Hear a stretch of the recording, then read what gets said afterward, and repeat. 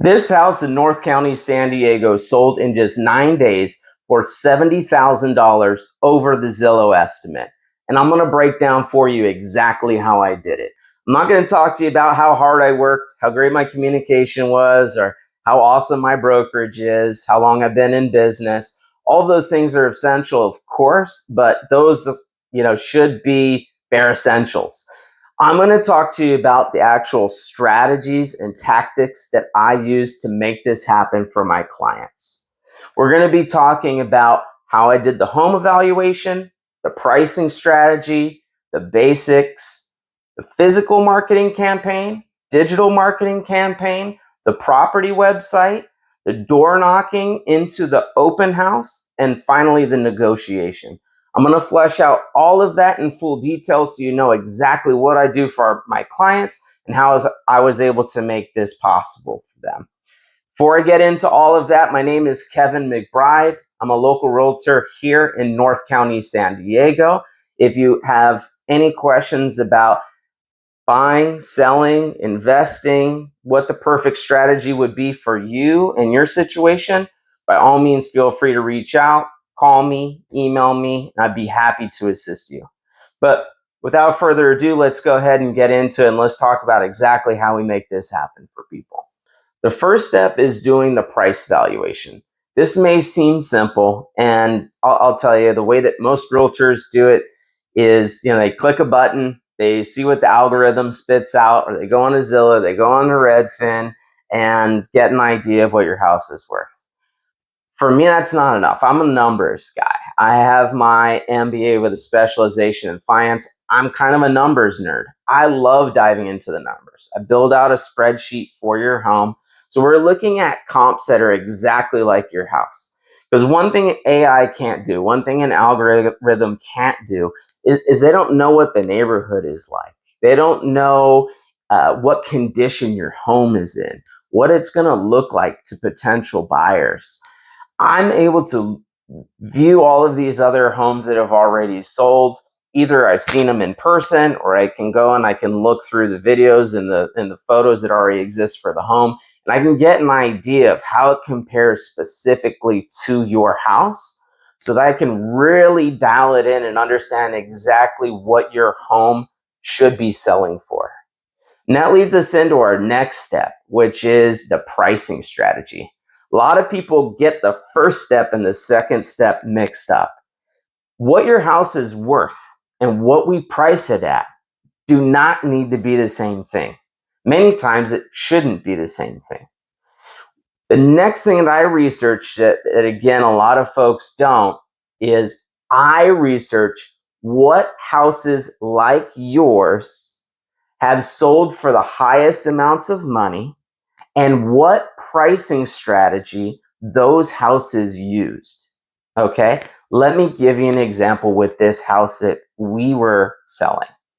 This house is a unique home because it's one of the smallest units in this particular neighborhood is Santa Fe Hills, San Marcos. And it's a 3-bed, 2-bath, single family home that is just barely over 1,200 square feet. So this is a very particular type of a house. You're not going to have a big family moving into this house. You're going to be probably getting a young couple, maybe a young family, maybe someone that's downsizing, empty nesters. This is the type of property that these folks would be looking at. We don't want to compare this to a 3 or even 4-bed, definitely, 16 to 2,000 square foot house and base anything off of that. We want to look specifically at this type of starter or downsize home compared to others that have sold in the neighborhood to understand what the pricing is. Then the next thing that we realized is that the houses that have sold for the most that are in this category use an aggressive pricing strategy, meaning that I can see what the house was priced at and what it was sold for. The houses that sold for the most in this category, in this neighborhood, were houses that were priced below what they were actually worth. And why would that happen? What happens is that in some neighborhoods, for some houses that are very desirable, you get a lot of people in to see it, a lot of people to put in offers on the house, and then there's this competition that builds in. It's like an auction type atmosphere where one offer keeps outbidding the other, and they keep going up and up and up until you get to a price that you may not have even thought you would be able to get in the beginning. So, for instance, with this particular house, if I fell into the trap, if you look, I'm going to show you something here. If I went onto Zillow or onto Redfin and I based my valuation of the home off of what's on the website, I would have been way off. If you look here as we're going in and we're looking at Zillow, this is the day before I put it on the market.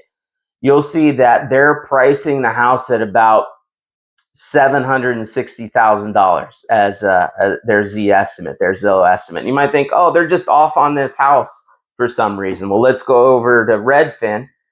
They have it at the same thing. They have it at this about 760 pricing. After all of the research that I did, I was confident that the house was worth about $825,000. And I knew that the Zillow or Z estimate was way off. If I price it all the way down at 760, yeah, we would have a lot of people come in and see it, but it's going to be rare that you get someone that goes so far over the listing price, because at that point they feel like they're paying more than what something is worth. You want to get the pricing where you get a lot of people in, a lot of people excited, and they're willing to go over a little and stretch themselves to get the house that they really want, and into those higher limits that you may not be able to get if you priced it right at that price. So what we ended up doing, I thought the house was worth $825,000. I talked to the clients. I said, look, all of the houses that have sold for the most in this category, in this neighborhood, all use an aggressive pricing strategy. I think that we should go in at $799,000. I think a house with a 7 on the front is going to bring a lot of people in. We're going to be able to get a lot of offers, and then we can get that bidding war going. We can drive the price up. Thankfully, my clients agreed. They said, yeah, let's move forward with it. The other thing that's really important with the pricing strategy is we have to understand how most of our buyers are looking for houses these days. Obviously, they're looking on websites, Zillow, Redfin, Realtor.com, and they're using the toggle, right? The toggle that goes from 800,000 to 850,000 to 900,000. I see a lot of people, they list the house at 804, 809. What happens to the people who go on and they look and they just move that toggle to 800? They're never gonna see your house. You have to understand that a lot of people, they are gonna have their top range at the top of a number like 800, 900, 1 million. So to get right underneath that, to make sure that they're seeing your house, that's a big deal. Because again, the price that you're putting on for the listing is not what it needs to sell for. It's not what your house needs to be worth. That is one of the biggest misconceptions that some clients have is, I really want to get a high price, so I'm going to have a high listing. All that does in many situations is it people never even see your house. It never goes into their search. It never gets filtered through. They're not even seeing your house. They're not going to come and tour it. They're never putting in an offer. They don't know it exists. So pricing strategy is absolutely critical. Again, Zillow thought this was worth 760. I thought it was 825. We list at 799. Then, obviously, as your realtor, do all the basics. What are the basics? For sale sign in the front yard, professional photos of the house, listings on all of the websites, Zillow, Redfin, and those are all super important. And obviously, I do all of those things for you. But then I go over, above, and beyond, because if we want to get you the very top dollar for your house, we can't just be marketing to the people that are looking for houses in the moment. We need to catch someone's eye who's been thinking about it.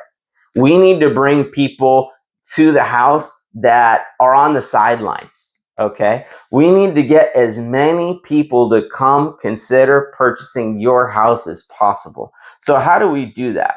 Okay. One way that we do that is through physical marketing campaigns. Okay. These are things like door hangers, flyers, postcards at the open house, flyers, neighborhood reports, business cards with your property on it when I'm meeting people. We have these tangible assets that people will take with them, hold on to, very high quality.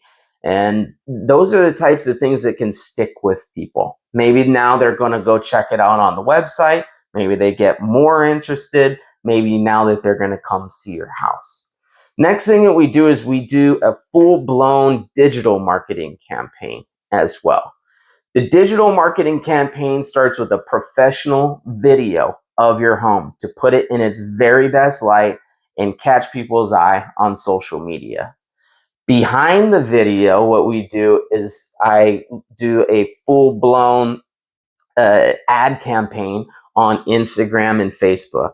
We're going to get your video in front of tens of thousands of people, people who may not be in the market today, but this might catch their eye so that they come and check it out and consider getting into the market for this type of a house, right? All of the marketing that we're doing, the physical marketing, the for sale sign, the digital marketing, all of it has links and triggers to take you to your dedicated property website. The great thing about the digital or the dedicated property website is it's just your house. Okay. You're instead of like Zillow, Redfin, where they're linking you to all these other houses that you may want to see. It looks like that type of a website. It has the photos, it has the description, even has the video, but it's not linking them anywhere. It's just taking them to your property so they can get excited about it and then find out about the open house or reach out to me to schedule a showing. And so all the marketing is funneling right into that website. So we're collecting all of that. I'm following up with people. We're scheduling showings. We're getting people excited solely about your house. Whereas the people that are always, that are looking on their own, they're on Zillow, they're on Redfin, they're seeing everybody else. We're filtering them off. So the only house they're considering is yours. Now, the next two things that I do, they kind of couple together, which is the door knocking and the open house. So obviously, with the open house, you're familiar with that. But what I do that's a little different than a lot of other realtors is I door knock the neighborhood the day before. I have door hangers that I take with me. So I'm knocking on the house. If they answer, I'm letting the neighbors know, hey, the house is for sale. Come check it out. Tell your friends, tell your family. And this is really effective for a few different reasons. You may be thinking, why would the neighbors care? Right? Well, they already live in the neighborhood. Okay. But there's a few things that you need to consider.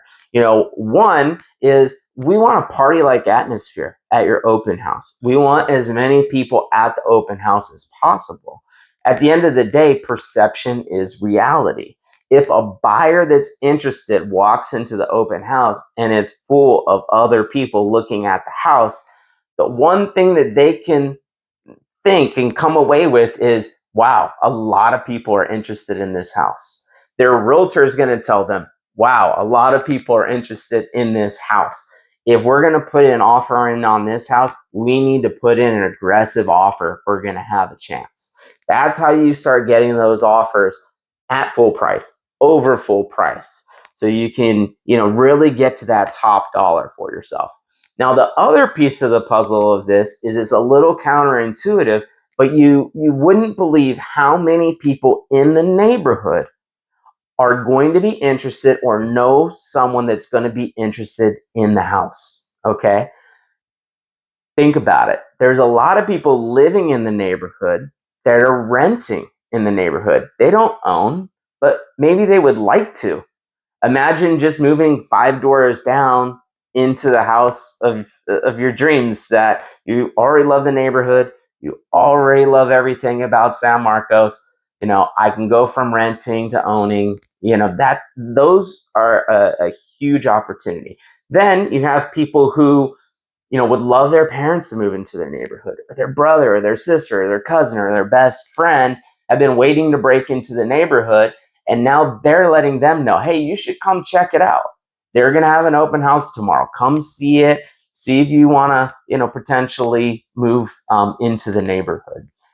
In this particular instance, with this home, we ended up getting offer over the listing price by someone in the neighborhood, literally doors from ours, that was renting. We had another group that was renting in the neighborhood that wasn't even in the market. They tried to get an offer in, but they weren't even pre-approved yet from a lender. They weren't, like, that's how far out of the market they were. They were working on getting pre-approved. They couldn't get approved in time to get an offer in because the house sold so quickly. So just in this instance, not only did people come to check the house out, but we had people putting in offers, wanting to put in offers because they live in the neighborhood. We're letting them know the house is coming on the market. We're getting them excited. We're having them come over and check out the open house the next day. Then at the open house, obviously, we have great marketing materials like I've already discussed, and I'm able to represent the house in the very best light so that we can get people as interested in as possible. We try to create, again, this party-like atmosphere, so we have as many people in the home, looking at the home, talking about putting in offers. We're getting people excited. We're getting that auction type of atmosphere going so that people who are truly interested are going to put their best foot forward with putting in the offer. Okay. Now, in this circumstance, we had multiple offers right out of the gate, all coming in just days after the open house.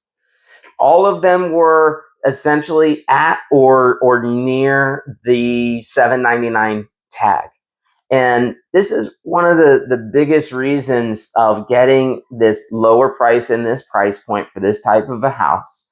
Because the other thing that I love to study is behavioral economics. People have something called loss aversion.